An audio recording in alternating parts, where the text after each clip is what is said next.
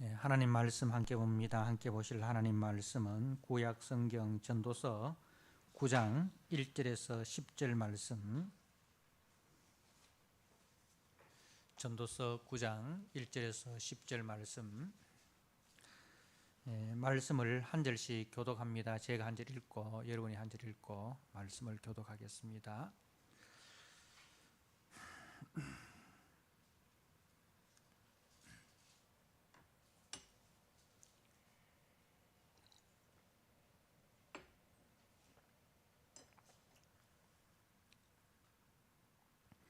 이 모든 것을 내가 마음에 두고 이 모든 것을 살펴본즉 의인들이나 제자들이나 그들의 행위나 모두 다 하나님의 손 안에 있으니 사랑을 받을는지 미움을 받을는지 사람이 알지 못하는 것은 모두 그들의 미래의 일들임이니라.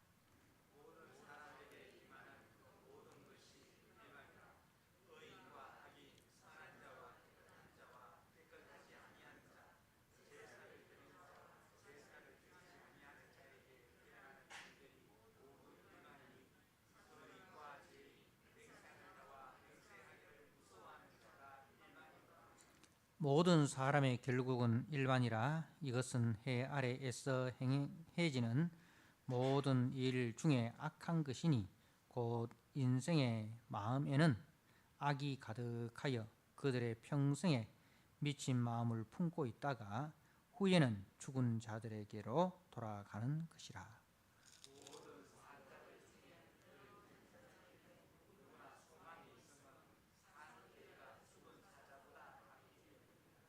산 자들은 죽을 줄을 알되 죽은 자들은 아무것도 모르며 그들이 다시는 상을 받지 못하는 것은 그들의 이름이 잊어버린 바 됨이니라.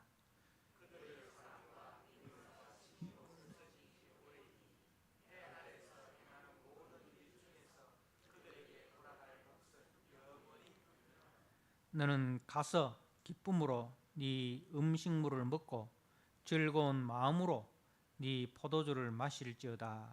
이는 하나님이 네가 하는 일들을 벌써 기쁘게 받으셨음이니라.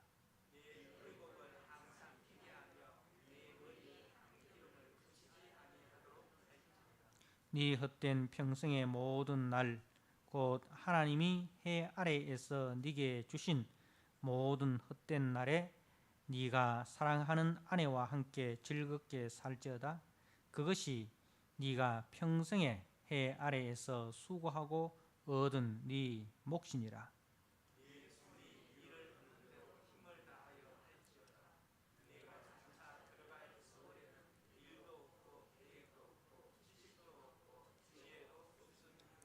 아멘.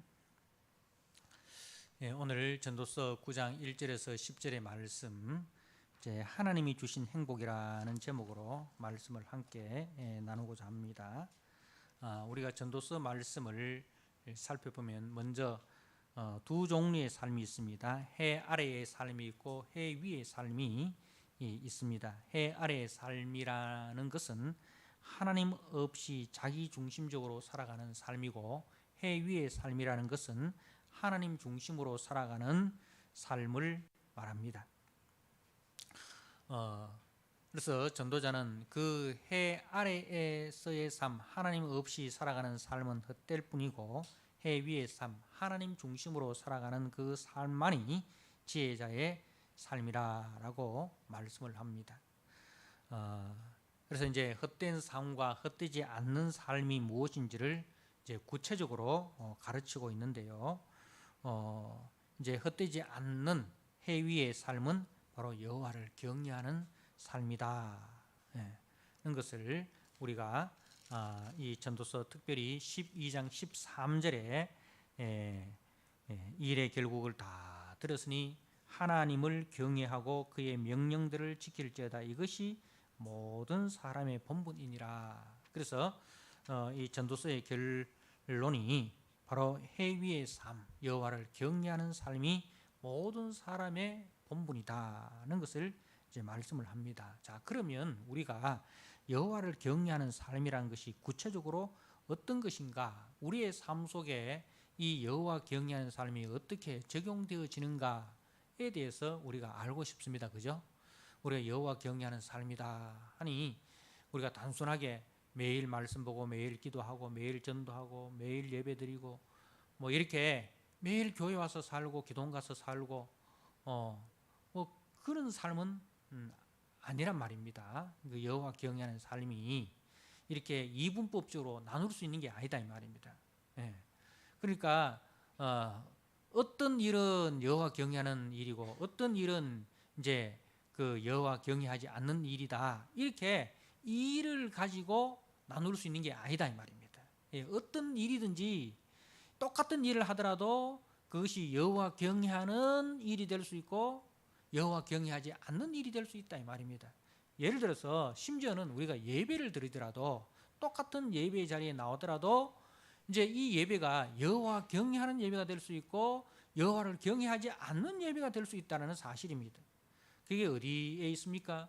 바로 선지서에 있습니다. 그죠? 선지서에서 선지자들이 예배드리지 않는다고 이스라엘 백성들 책망한 게 아니에요.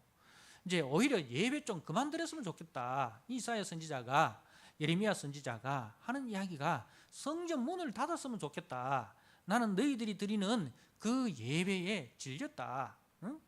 제발 좀 예배 드리지 말아달라. 이 하나님이 그렇게 선지자를 통해서 부탁을 하는 거예요. 그러니까 똑같은 예배를 드리더라도 그 예배가 하나님이 받으시는 여호와 경외하는 예배가 될 수 있고 여호와를 경외하지 않는 오히려 하나님을 번거롭게 하고 귀찮게 하는 예배가 될 수 있다 이 말입니다.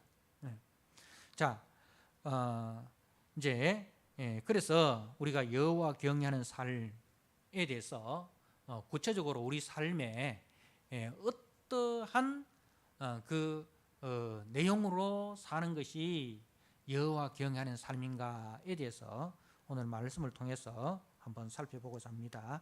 먼저 오늘 1절 말씀에 보면 이제 이 모든 것을 내가 마음에 두고 이 모든 것을 살펴본 적 의인이나 지혜자들이나 그들의 행위나 모두 다 하나님의 손 안에 있으니 사랑을 받을는지 미움을 받을는지 사람이 알지 못하는 것은 모두 그들의 미래의 일들임이니라. 자, 무슨 이야기냐 하면 우리 인생은 아무도 자신의 미래를 예측할 수 없다. 우리 어느 누구도 자기의 미래에 대해서 알 수 없다는 것입니다. 그래서 이제 우리가 의롭게 살면 하나님 앞에 인정받고 칭찬받고 만사 형통 되겠지. 그렇게 우리가 단순하게 생각할 수 있는데 아니더라 이거죠. 의롭게 살아도 오히려 고난받는 일들이 많더라 이 말입니다. 의롭게 산 욥이 고난을 받고 의롭게 산 요셉이 고난을 받고 그죠? 의롭게 살면 하나님이 지켜주시고 보호해주시고 하셔야 되는데 이거 의롭게 사는 사람도 오히려 고난의 그 불구덩이 속에서 있더라 이 말입니다. 자, 그러면은 악하게 살면 하나님의 뜻을 따라 자기 욕심을 따라 그래 살면 하나님께서 즉각적으로 심판을 내릴 줄 알았는데 살다 보니까 그것도 아니더라 이 말입니다. 오히려 악인이 형통하고 의인이 고난받는 것이 이 세상에 비일비재하더라. 그 말입니다. 자, 그래서 이 모든 것이 하나님의 손 안에 있다. 자, 이 하나님의 손 안에 있다는 것에 대해서는 조금 이따가 구체적으로 이게 어떤 의미인지 살펴보도록 하고요. 자, 그러니까 두 번째로는 2절에 이제 그 누구도 죽음을 피할 수 없다. 2절에 모든 사람에게 임하는 그 모든 것이 일반이라 의인과 악인, 선한 사람, 깨끗한 사람, 깨끗하지 아니한 사람, 제사 드린 사람, 제사 드리지 않은 사람에게 일어나는 일들이 모두 일반이니 선인과 죄인, 명시하는 자와 명시하지 않는 자, 무수하는 자가 일반이라. 그러니까 이래서 살아도 죽고 저래 살아도 죽고 다 죽더라 이 말입니다. 그 어느 누구도 이 죽음을 피할 수 없다. 그죠? 어느 누구도 죽음을 피할 수 없다. 그러니까 이제 이래도 죽고 저래도 죽으니까 3절에 그럴 바에는 이제 어떻게 제3절에 모든 사람의 결국은 일반이라 이것은 해 아래에서 행해지는 모든 일들 중에 악한 것이니 곧 인생의 마음에 악이 가득하여 그들의 평생에 미친 마음을 품고 있다가 후에는 죽은 자들에게로 돌아가는 것이라. 그러니까 이래도 죽고 저래도 죽는 거, 내 마음대로 살다가 죽을란다. 이래도 죽고 저래도 죽는데. 그래서 이 3절 이야기는 무슨 이야기냐면 어차피 죽을 인생, 내 하고 싶은 대로 그래 살다가 악한 마음을 품고 미친 듯이 그렇게 살다가 죽더라. 그러니까 어차피 죽을 인생, 이래도 죽고 저래도 죽을 거 내 하고 싶은 대로 하고 내 누리고 싶은 거 누리고 그렇게 살다가 죽을란다. 이제 그런 인생이 있더라 이 말입니다. 자, 그런데 또 4절에서 6절 말씀은 무슨 이야기냐 하면 그래도 사는 게 죽는 것보다 낫지, 그 이야기입니다. 4절에 모든 산 자들 중에 들어있는 자에게는 누구나 소망이 있으면 산 개가 죽은 사자보다 낫기 때문이라. 이 이제 우리나라도 개를 이제 요즘은 개값이 참 이렇게 사람 값만큼 비싼데 옛날에는 이 개값이 참 흘었어요. 그래서 뭐 모든 욕 중에는 다 개가 들어가잖아요, 그죠? 개가 들어가면 이건 다 하찮은 거예요.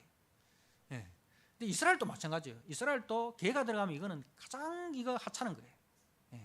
가장 하찮은. 그 상개가 죽은 사자보다 낫다. 그러니까 가장 불행한 저 개도, 저 미천한 개도 죽은 사자보다는 낫다. 사자라는 것은 짐승의 왕 아닙니까, 그죠? 짐승의 왕인데, 그러니까 이 말은 뭐냐면은 우리 말에 똥밭에 굴러도 이승이 좋다, 그 말입니다. 죽은 정승보다 산 종이 훨씬 낫다 이 말입니다. 그래서 이제 4절에서 6절은 그리 사는 것이 죽는 것보다 나으니 수단 방법을 가리지 않고 자기만 살아남으려고 하더라 이 말입니다. 그래서 살아남기 위해서 온갖 부정과 불의와 비겁하고 비굴하게 살더라도 살아남는 자가 이기는 자다. 누가 이기는 자냐? 마지막까지 살아남는 자가 이기는 자다. 이렇게 또 사는 인생이 있더라 이거예요. 그러니까 상반된 인생이잖아요. 상반된 인생. 한쪽은 이제 어차피 죽을 거, 죽음이 끝인데 이래도 죽고 저래도 죽을 거, 내 하고 싶은 대로 살다가 죽을란다. 그래서 온갖 이제 자기 하고 싶은 것을 미친 듯이 그렇게 하다가 죽는. 그래서 이제 어차피 죽을 인생, 죽으면 끝인데, 죽으면 끝인데. 그래서 내 하고 싶은 그 다 내가 하고 누리고 그렇게 죽을란다. 또 그 반대로 그래도 사는 게 죽는 것보다 낫지 해서 또 수단 방법을 가리지 않고 온갖 불의를 저지르면서 비굴하게 살고 비겁하게 살아도 살아남으려고 하는 사람. 그런 이제 이 두 종류가 있다 이거죠. 자, 그러면은 이런 세상 속에서 성도는 어떻게 살아야 되는가? 자, 아까 1절에 뭐라고 했습니까?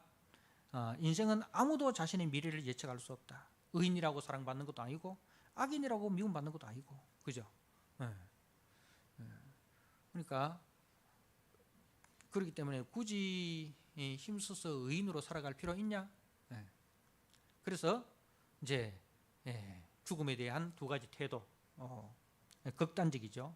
상반된 그런 죽음의 태도를 보았습니다. 자, 그러면 성도는 이런 세상 속에서 이런 세상의 흐름, 이런 세상의 기준, 이런 세상의 가치관, 세태 속에서 어떻게 살아가야 되는가? 여기에 대한 답이 이제 오늘 1절과 그리고 7절에서 10절에 있습니다. 자, 1절에 모든 우리 인생은 하나님의 손 안에 있다. 하나님의 손 안에 있다. 다시 말해서 세상이 지 멋대로 돌아가는 것처럼 보이잖아요. 세상이 지 멋대로 돌아가는 것처럼 보여도 사실은 모든 것이 하나님의 손 안에 하나님의 절대적인 주권 속에 있더라. 그러니까 하나님이 살아계시고 하나님이 보고 계시고 하나님이 붙들고 계시고 또 하나님이 판단하고 계신다는 겁니다. 하나님 안 계시는 것처럼 보여도 하나님 살아 계시고 하나님께서 붙들고 계시고 하나님께서 보고 계시고 하나님께서 다 판단하고 계시더라 이 말입니다. 그래서 붙드시는 하나님. 그래서 시편 37편 24절에 보니까 저는 넘어지나 의인이 넘어지기도 하지만 아주 엎드러지지 아니함은 여호와께서 손으로 붙드심이라. 그러니까 욥이 막 고난 당해가지고 그죠? 자기 생애를 저주하고 막 이렇게 합니다. 그런데 이 욥이 넘어졌지만 아주 엎드러지지 않는 것은 그 욥을 누가 붙들고 계신다고요? 하나님이 붙들고 계시더라 이 말입니다. 그래서 우리가 하나님의 뜻대로 살아도 넘어질 때가 있습니다. 하나님의 뜻대로 살아도 우리가 넘어질 때가 있어요. 반대로 내 마음대로 살아도 다 잘 되는 것처럼 보일 때도 있습니다. 그죠? 하나님 뜻대로 살아도 넘어질 때 있고 내 마음대로 살아도 잘 될 때 있다 이 말입니다. 자, 그러니까 미련한 인생은 어떻게 생각하느냐? 뭐 내 마음대로 살아도 하나님 없이 내 마음대로 살아도 하나님의 심판이 이제 금방 임하지 않으니까 하나님 없는 줄 알고 죄의 소욕을 쫓아 마음껏 살아가더라 이거죠. 거기에 속지 마라 이 말입니다. 거기에 속지 마라. 그냥 나타나는 현상만 보고 의롭게 살아도 넘어지고 불의하게 살아도 잘 뜨니 우리 예수 믿는 사람도 적당하게 믿으면 되지 굳이 거기 빠지지 마라. 적당하게 믿어라. 선을 정해라. 그 이상 들어가지 마라. 광신자 되지 마라.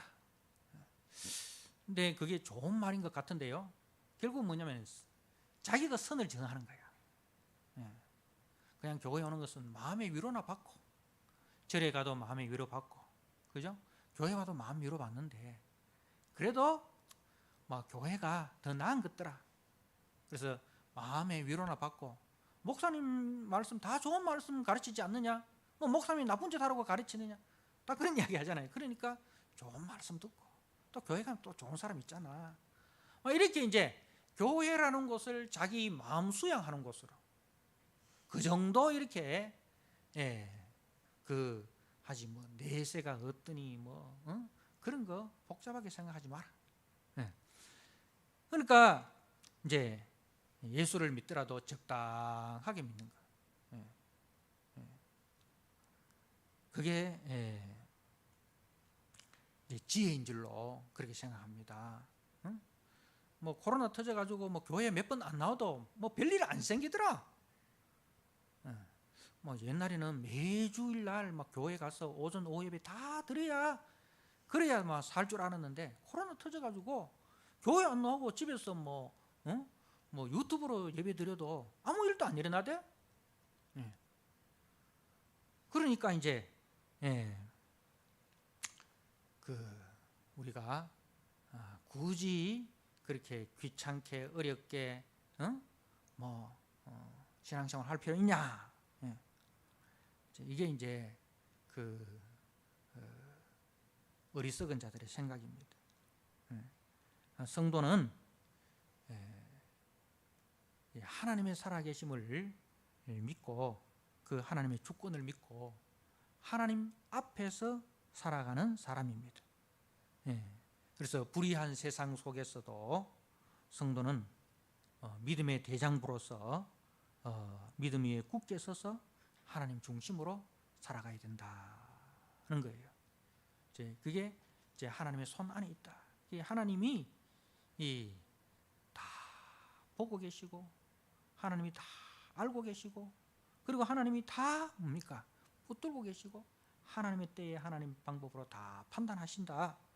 그래서 우리가 고린도전서 15장 58절에 부활장에 마지막 58절이잖아요. 거기 뭐라고 기록되냐? 그러므로 내 사랑하는 형제들아 견실하며 흔들리지 말고, 견실하며 흔들리지 말고. 이 말은 뭐냐면 흔들리지 말고, 이 말은 세상이 막 흔드는 믿음으로 살아가려고 하는 사람을 교회 안에서도 흔들고 교회 밖에서도 흔들고 그 믿음 위에 서지 못하도록, 견실하게 서지 못하도록 흔든다 이 말입니다. 그런데 우리 내 사랑하는 형제들아 견실하며 흔들리지 말고 항상 주의 일에 더욱 힘쓰는 자들이 되라. 이는 너희 수고가 주 안에서 헛되지 않은 줄을 알미라. 주 안에서 헛되지 않은 줄을 알미라. 그리고 그 뒤에 고린도전서 16장 13절 14절에 보니까 깨어 믿음에 굳게 서서 남자답게 강건하라. 깨어 믿음에 굳게 서서 남자답게 강건하라. 그리고 너희 모든 일을 사랑으로 행하라.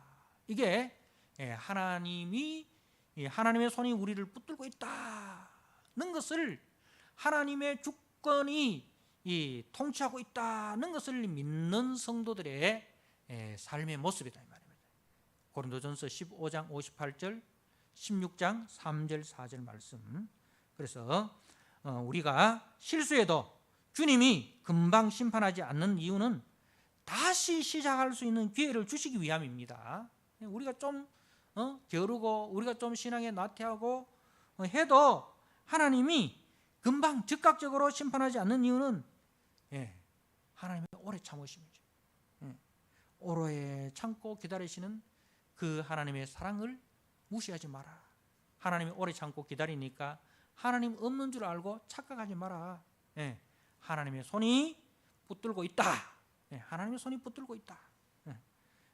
이것이 이제 우리 성도들의 그 여호와 경외하는 삶의 첫 번째 자세입니다.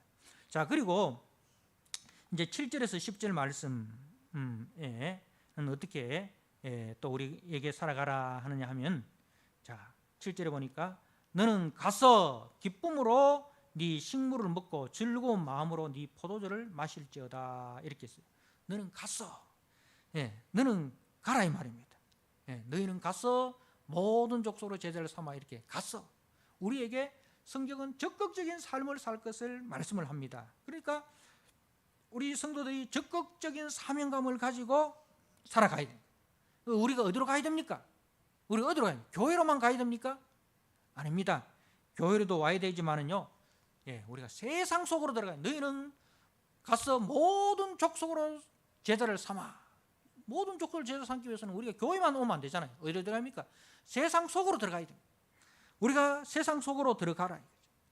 그리고 또 우리 가정 속으로 들어가. 가정을 또 세상 구원한다고 가정을 외면하면 안 돼. 가정 속으로 들어가라 이 말입니다. 그리고 또 교회 공동체 속으로 들어가라. 그래서 우리가 세상 속으로도 들어가야 되고, 또 우리가 가정 속으로도 들어가야 되고, 가정을 우리가 등한히 주의 일을 한다고 남편 밥도 안 주고 자식들이야 굶든 말든 그러면 안 돼요. 세상 속으로도 들어가야 되지만은 가정 속으로 들어가서 거기서 아내의 역할, 남편의 역할, 부모의 역할 잘 감당해야 됩니다. 그리고 또 우리가 교회 속으로도 들어가야 돼요. 교회에서 우리가 맡은 직분, 집사의 직분, 장로의 직분, 권사의 직분, 찬양대장의 직분, 순장의 직분, 그죠? 우리가 봉사의 직분, 그 직분을 우리가 잘 감당해야 돼요. 그래서 교회 속으로 들어가라. 그래서 어떻게 해야 되느냐? 즐겁게, 즐거워야 됩니다. 거기서 이제 그 뒤에 말씀을 보십시오. 7절에 여러분 기쁨으로 네 음식물을 먹고 즐거운 마음으로 네 포도주를 마실지어다.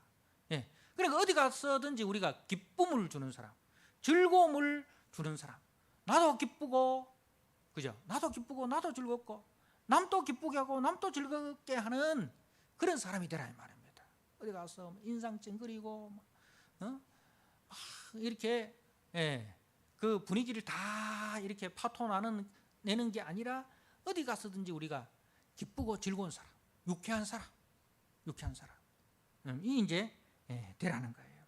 그래서 우리가 이제 일상의 행복을 누리라 이 말입니다. 우리가 일상의 행복을 누리라.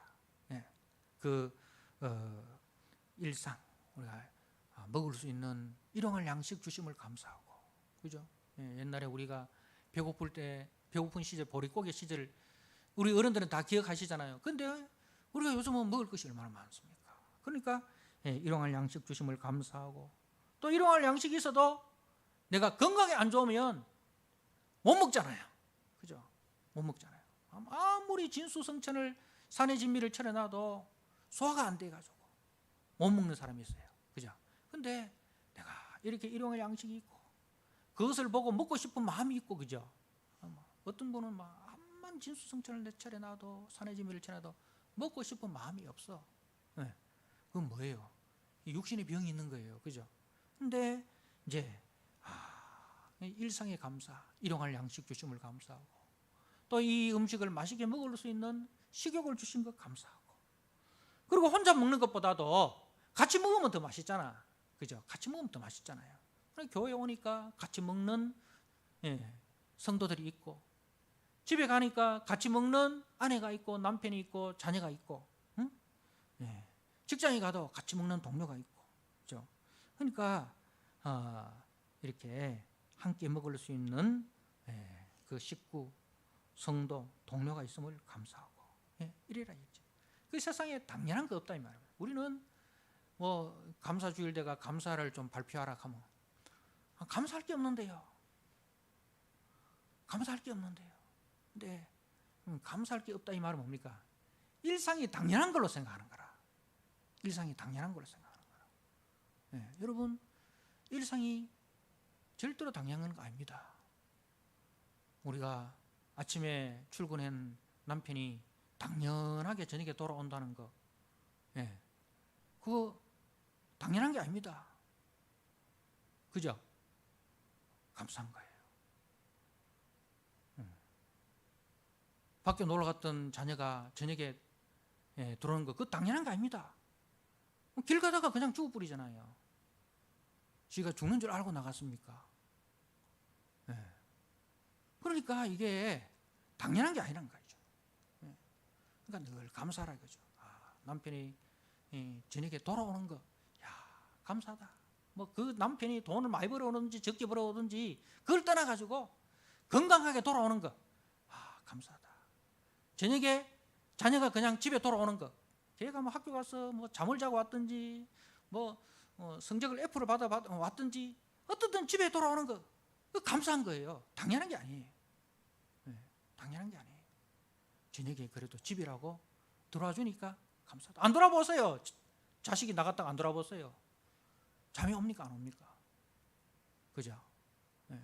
잠이 안 오잖아요. 그래도 뭐 잘 살았든 못 살았든 그래도 저녁이 돼가지고 집에 돌아오니까 감사하다. 여러분, 일상이 당연한 것이 아니고 일상이 감사해요. 일상이 감사합니다. 그래서 우리는 이제 당연히 내가 건강해야 되고, 당연히 밥이 있어야 되고, 당연히 식구가 있어야 되고, 이게 그 진짜 모르고 하는 생각입니다. 이 모든 것이 하나님이 주신 선물이다. 이 모든 것이 하나님이 주신 선물이다는 것을 잊지 말라는 거죠. 그래서 감사와 기쁨으로 음식을 대하고 사람을 대할 때 이제 우리가 더 맛있게 대해야 하라 이 말입니다. 사람을 대할 때도 정말 뭐 이산가족 만나는 듯이 좀 이렇게 반갑게, 반갑게 대하라 이거죠. 뭐 주일날 되면 뭐 장로님 당연하게 만나는 거 아닙니까? 주일날 되면 순장님 당연하게 만나는 거 아닙니까? 아닙니다. 못 만날 수 있어요. 그러니까 교회 오면 좀 우리가 성도님들 반갑게, 기쁘게, 즐겁게, 이렇게 좀 유쾌한 사람이 돼야 돼요. 자, 그렇게 우리가 대할 때 뭡니까? 멋있는 사람, 이 되는 거죠. 그런 사람하고 밥을 먹으면 밥이 더 맛있어. 그죠? 그런 사람하고 밥을 먹으면 밥이 더 맛있어. 밥을 먹을 때 같이 이렇게 유쾌하게 좀 농담도 하고 좀 이렇게 웃음도 이렇게 나눌 수 있고 그래야 되는데 그냥 뭐 고개만 푹 숙여가지고 밥만 먹고 밥을 먹는지 모래를 씹는지 그죠? 그러면 안 돼. 좀 이렇게 밥을 먹을 때도 이렇게 좀 유쾌하게 대화도 좀 나누고 그래서 잠언 15장 7절에 보면 채소를 먹으며 서로 사랑하는 것이 살찐 소를 먹으며 서로 미워하는 것보다 낫다 이렇게 했어요. 채소를 먹으며 서로 사랑하는 것이 살찐 소를 먹으며 서로 미워하는 것보다. 그러니까 서로 사랑하면 입맛도 더 난다 이 말입니다. 서로 사랑하는 가운데서 우리가 먹으면 입맛도 더 난다. 그런데 서로 미워하면 있던 입맛도 달아난다. 우리 주님이 이 땅에 계실 때 어떻게 드셨는지 아십니까? 사람들이 예수님 보고 먹기를 즐기고 마시기를 탐하는 사람이다. 그렇게 사람들이 우리 예수님은 먹기를 즐기고 마시기를 탐하는 사람이다. 그리고 예수님은 세리와 창기와 죄인의 친구다.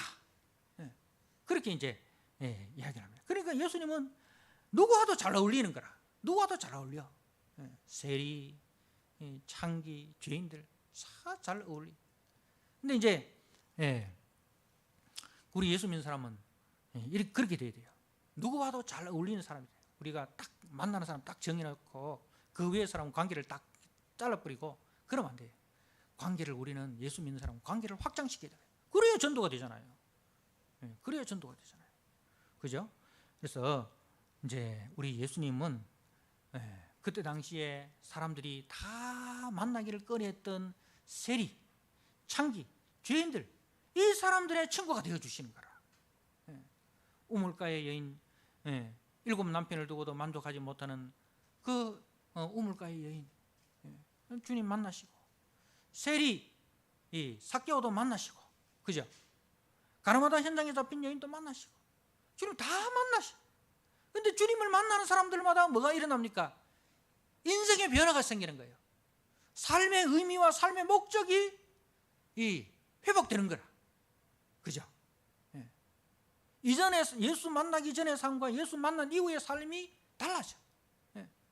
예수 만나기 전에는 자기 중심적으로 살고 자기만 알고 그러다 보니까 사람들로부터 비난과 조롱을 받고 외면을 당하고 있는데 예수를 만나고 난 이후에는 가치관이 바뀌어져. 그래서 나누고 섬기고 베풀고 그죠? 삭개오 같은 사람 그죠? 나누고 섬기고 베풀고 그래야 되는 거예요. 근데 바리새인들 보십시오. 바리새인들은요 자기들만 거룩한 척 하고 그래서 늘 분리하잖아요. 누구는 만날 수 있고 누구는 만날 수 없고 누구는 밥 먹을 수 있고 누구는 밥 먹을 수 없고 막 이렇게 분리하고 차별하고 소외시키고 그래서 자기들끼리만 모입니다. 그게 바리새인이에요. 성도는 적극적으로 가서 어울리고 예수 사랑으로 섬기고 그 예수 사랑으로 서로 우리가 하나 되고 화목케 하고 평화케 하고 회복시키고 살리는 사람. 그게 이제 우리 예수 믿는 사람들의 모습이 되어야 됩니다. 자, 그러기 위해서는 우리가 어떻게 해야 됩니까? 먼저 내 정체성이 분명해야 돼요. 내 정체성이 분명해야 돼요. 그러니까 그러기 위해서는 우리가 영적 양식을 충분히 공급받아야 됩니다. 영적 양식을 충분히 공급받아야 돼가지고 어디에 갔어든지 내가 변화되는 사람이 아니라 변화시키는 사람이 돼야 돼요. 내 정체성이 분명하지 않으면 우리가 말씀과 기도에 껴있지 못하면 어떻게 되느냐? 세상 속으로 들어가서 세상에 변화돼 버린 거라. 세상의 기준과 세상의 가치관에 거기에 이제 자기가 변화돼 버려. 변화시키는 사람이 아니라 변화되어 버린 사람. 물들이는 사람이 아니라 물들여져 버리는 사람들. 그러면 안 돼. 그러면 안 돼요. 그렇게 되지 않기 위해서 우리의 정체성이 분명해야 돼요. 그러기 위해서는 늘 말씀과 기도에 껴 있어야 됩니다.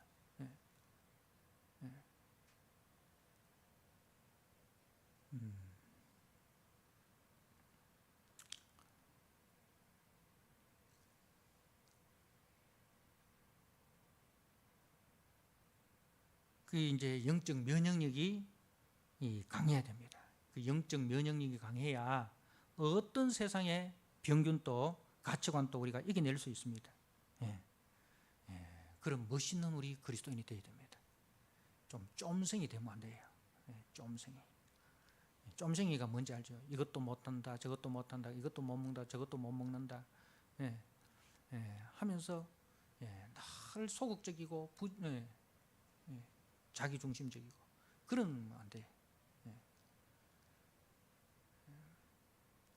이제 그 미국의 유명한 신학자 라인홀드 니브라는 분이 평화를 여는 기도라는 그런 이제 기도가 있어요. 거기 보면 이렇게 시작을 합니다. 이제 변화시킬 수 없는 것은 받아들일 수 있는 마음을 주시고, 우리가 살다 보면 절대로 변화시킬 수 없는 게 있잖아요. 그죠? 변화시킬 수 없는 것들. 그것은 우리가 어떻게 됩니까? 받아들여야 돼. 그럼 받아들여야 돼. 그러나 변화시킬 수 있는 것은 변화시킬 수 있는 용기를 주시고, 변화시킬 수 있는 것은 우리가 용기를 가지고 변화를 시켜야 됩니다. 그리고 이 두 가지를 잘 분별할 수 있는 지혜를 주십시오. 그러니까 변화시킬 수 없는 것은 변화시키려고 하고, 그죠? 변화시키는 것은 변화 안 시키려고 하고, 그걸 구분을 못하면 안 돼. 그걸 잘 구분을 해야 된다 이 말입니다. 참 좋은 그런 기도 제목이라 생각이 됩니다. 자, 그리고 8절에 보면 네 의복을 항상 희게 하며 네 머리에 향기름을 그치지 않도록 아니하도록 할지니라. 이 말은 의복을 항상 희게 하고 머리에 향기름을 이제 발라라. 이 말은 흰옷이라는 그 기쁨의 상징이에요. 기쁨. 그리고 머리에 향기름을 바른다는 것은 향기로운 사람이 되라는 거죠. 그러니까 이거는 뭐냐면 늘 잔치하는 기분으로 활력 있게 유쾌함을 주는 삶을 살아라 이 말입니다. 우리가 어디 가서든지 좀 기쁨을 주는 사람, 그리고 향기로운 사람. 그래서 이제 좀 그 잔치하는 기분으로 우리가 사람들을 업시키는 사람, 누구를 만나더라도 우리가 이렇게 용기를 주고, 나를 만나는 사람들, 나와 대화하는 사람들이 이 삶의 에너지를 가지게 되는 거예요. 삶의 에너지를 가져가지고 막 시리에 빠지고 실망해 있던 사람들이 나와 대화하는 가운데서 그래, 이래서 보자, 한번 살아보자, 이런 이제 마음이 들더라. 내하고 대화하는 사람이 막 섰는 사람도 주저앉아 버리면 안 돼요. 아이고 네가 그리가 많어, 네 자신도 뭐 똑바로 못하면서 뭘 네나 똑바로 해라. 뭐 용기 있게 하락하다가 그 사람 만나가 대화하는 가운데서 막 이렇게 막 주저앉아 버리는 사람이 있어요. 주저앉는 사람 되지 말고 좀 일으켜 세우는 사람, 에너지를 이렇게 좀 북돋워 주는 사람, 그런 사람이 되라 이 말입니다. 그래서 언제나 멋있고 예수 향기 나는 삶을 살아라. 그래서 내 속에 있는 그 구원의 기쁨, 내 속에 있는 천국의 소망을 이 땅의 사람들이 부러워할 정도로 멋있게 드러내라. 여러분, 이제 그 우리가 몰몬교 있잖아요. 몰몬교 사람들을 전도할 때 어떻게 합니까? 몰몬교인들. 그 사람들의 뭐 그 전도 내용은 잘못됐죠. 그죠? 그 전도 내용은 잘못됐어요. 그런데 그 사람들의 외모는 어떻습니까? 깨끗하게, 그죠? 항상 양복 입고 자기 명찰 딱 달고 이렇게.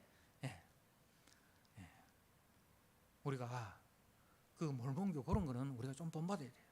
근데 이렇게 길가에 이래 보면은 예수 천당 불신지옥 하면서 팻말 들고 있는 사람 있잖아요. 산속에서 뭐 도 닦다가 내려왔는 사람인지는 모르겠는데 옷도 구질구질하게 입고 막 이렇게 해가지고 그 팻말 하나 들고 이렇게 붉은 거실로 이래 서 있으면은 지나가는 사람들이 보면 뭘 하겠습니까? 내용은 좋지만 그 사람 보고 저 정상적인 사람인가? 혹시 나도 예수 믿고 저래 되는 건 아닌가? 이런 이제 불안감이 들어요. 그러니까 여러분, 속 내용도 좋아야 되지만 포장도 좋아야 됩니다. 포장도 좋아야 돼요. 그죠? 오늘날 우리 상품 이래 보면은 포장이 참 멋있잖아요. 뭐 포장은 좋은데 속 내용이 별거 아니면은 그건 문제지만, 속 내용도 좋고 그 내용을 디자인하는 것도 좋아야 됩니다. 그러니까 우리가 이 예수라는 보배를 말입니다. 예수라는 보배를 우리가 잘 전해야 되잖아요. 그러기 위해서는 좀 우리가 멋있는 사람이 돼야 돼요. 오전에도 이야기했지만은 성도는 그 하나님의 말씀을 통해서 하나님을 알지만은 불신자들은 성도의 삶을 통해서 하나님을 안다 그렇게 했어요. 우리 삶이 멋있고 우리 삶이 향기롭고 우리 삶이 즐겁고 그죠? 우리 삶이 행복하고 그러면은 예수 안 믿는 사람들이 야 예수 믿으면 저렇게 행복하구나, 예수 믿으면 저렇게 즐겁구나, 예수 믿으면 저렇게 에너지가 넘치는구나, 예수 믿으면 저렇게 힘들고 어려운 상황에서도 오히려 남을 세워주는 그런 사람이 되는구나. 야 예수 믿는 사람은 정말 멋있던 사람이에요. 이런 이제 이미지, 그죠? 이런 이미지를 우리가 만들어내야 됩니다. 자, 그 다음에 9절은요. 네 헛된 평생의 모든 날 곧 하나님이 해 아래에서 내게 주신 모든 헛된 날에 네가 사랑하는 아내와 함께 즐겁게 살지어다. 그것이 네가 평생의 해 아래에서 수고하고 얻은 네 이 몫이니라 이렇게 했어요. 자, 가정에서 즐기라 이 말입니다. 가정에서 하나님이 짝지어 주신 그 부부가 서로 사랑하면서 즐겁게 살아라 이 말입니다. 가정에서 우리가 부부간에도 좀 외식도 좀 하고 좀 좋은데 여행도 좀 가고 좀 그렇게 좀 멋있어야 돼요. 맨날 교회 직장 막 그러면은 나중에는 지쳐요. 그래서 좀 원래는 우리 교회도 좀 가정에 좀 충실할 수 있도록 우리 장로님들하고 좀 이야기를 해서 가정에 좀 충실할 수 있도록 너무 교회 중심이 아니라 좀 그것을 가정에서도 잘 충실하게 남편의 역할, 아내의 역할, 부모의 역할 할 수 있도록 좀 하고자 합니다. 그래서 가정에서도 우리가 부부간에 좀 행복하게 사세요. 옛날에 우리 그 목사님들은 막 주의 일을 한다고 가정을 안 돌봤어요. 그래서 목사님들 자녀들 중에서 문제 자녀들이 많이 있어요. 그걸 보면서 우리 아버지가 강대상에서는 좋은 목사님들 집에만 오면은 막 폭군이야. 막 설교 준비한다고 뭐 아버지 뭐 하고 뭐 이야기 좀 하려고 하면 저리 가라 하고 말이지. 주의 일 하는데 방해된다 하면서 상처가 자녀들이 상처를 많이 받아. 그러면 안 돼요. 그래서 우리가 가정에서도 즐기라. 가정에서도 우리가 즐기라. 하나님이 짝져 주신 부부, 우리가 서로 사랑하면서 즐겁게 그렇게 살아야 됩니다. 뭐 이제 가정 밖에서는 즐거움을 찾고, 집에만 들어오면 피곤하다고 막 짜증 내고, 등 돌리고, 눕자마자 코 골고 그렇게 자버리고, 그러면은 어떻게 되겠습니까? 안 됩니다. 그래서 정말 우리 이 성도님들은 아내가 아가서에 있는 것처럼, 아가서에 있는 말씀처럼 아내가 사랑스러운 암사슴과 같고 암노루와 같은 그렇게 느껴져야 됩니다. 아내가 사랑스러운 암사슴과 같고 암노루와 같다. 이래 되는데 암돼지와 같다. 뭐 이러면은 이거는 영적 중환자가 되는 거예요. 사랑스러운 암사슴, 암노루가 아니고 암돼지와 같다. 이러면서 계속 밖에서 즐거움을 찾으면 이거는 영적 중환자입니다. 그래서 사랑이라는 것은 화초를 가꾸듯이 관심과 사랑으로 돌아봐야 그 말 못하는 화초도 사랑과 관심을 가지고 돌봐야 잘 자라는데, 우리가 사람이라는 것도 부부간에도요, 사랑해서 결혼한 부부가 10년 20년 살면서 원수가 되면 안 되잖아요. 왜 그러냐? 이상한 그런 이야기, 잡은 물고기는 밥을 안 준다 이래가지고 이미 니는 내 건데 이렇게 하면서 막 무관심하게 대하면은 언젠가는 떠나게 됩니다. 그러니까 화초를 가꾸듯이 관심과 사랑으로 돌봐야 됩니다. 그리고 시간과 또 물질과 또 정열을 투자를 하십시오. 우리 부부간에. 그래서 부부가 행복하면 자녀도 부모를 존중합니다. 부부간에 서로 행복하면요, 자녀도요 덩달아 행복하고요, 자녀들이요 부모를 존중합니다. 그런데요 부부가 서로 남편은 아내를 비하하고 아내는 남편을 비하하고 그렇게 싸우면 자녀도 부모의 가치와 그 부모가 신앙하는 신앙의 가치를 하찮게 여기는 거예요. 남편이 아내를 욕하면 자녀들이 우리 엄마는 저렇게 뭘 잘못을 했길래 저래 욕을 얻어먹나, 우리 엄마는 욕을 해도 되는구나. 또 아버지가 그 엄마한테 막 무시를 당하면 우리 아버지가 뭘 잘못해가 저렇게 무시당하나, 우리가 알지 못하는 아버지의 뭐 그런 비밀이 있는갑다. 그 아버지에 대한 존경하는 마음이 없어지는 거예요. 그러니까 이제 부부 간에 서로 싸우면 자녀들도 결국은 부모를 무시하게 되고, 그리고 부모가 믿는 신앙을 무시하는 거예요. 에이구, 뭐 예수 믿어봤자 뭐 맨날 저래 예수 안 믿는 집보다 더 뭐 찢고 먹고 싸우고 하는데 그 예수 믿는 매력이 뭐 있노? 이러기 때문에. 그래서 자녀들한테 주일날 교회 가자 하면 아버지나 갔다 오시소. 이래 되는 거예요. 그래서 그 짧은 인생을 사는 동안 하나님께서 우리에게 누리라고 주신 사랑하는 아내, 사랑하는 남편, 서로 감사하고 서로 존중하고 화초를 가꾸듯이 사랑으로 잘 돌보고 시간과 물질과 에너지를 투자를 하시면 자녀들도 부모를 존중하고 부모가 믿는 그 신앙을 따라오게 되는 거예요. 자, 그리고 10절 말씀에 네 손이 일을 얻은 대로 힘을 다하여 할지니라. 자, 그러니까 일하는 것도 즐겁게 하라 이 말입니다. 일하는 것도 즐겁게 하라. 그래서 골로새 말씀에 보니까 무슨 일을 하든지 죽게 하듯 하라. 그죠? 죽게 하듯 하라. 우리 가정의 일도, 직장의 일도, 교회의 일도 기쁨으로 감사로 그렇게 하라 이 말입니다. 가정의 일, 설거지하는 것도, 청소하는 것도, 그죠? 마늘 까는 것도 아내가 까라고 하니까 억지로 까는 게 아니고 아내가 시키면은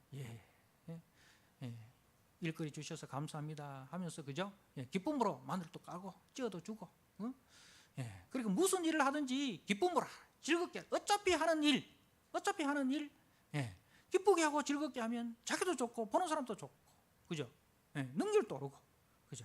그래서 가정의 일도, 우리가 직장의 일도, 특히 또 교회 일도 말입니다. 기쁨으로 감사로 하라 이 말입니다. 교회 일도.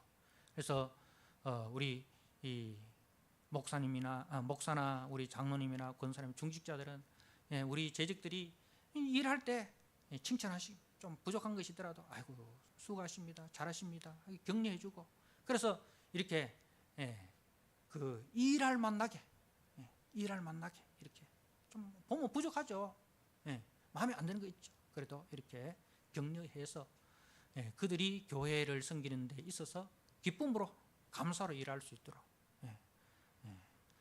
그렇게 우리가 먹는 것도 즐겁게, 사는 것도 즐겁게, 부부 생활도 즐겁게, 일하는 것도 즐겁게, 교회 생활도 즐겁게 그렇게 하면 나도 즐겁고 남도 즐겁고 그렇게 할 때에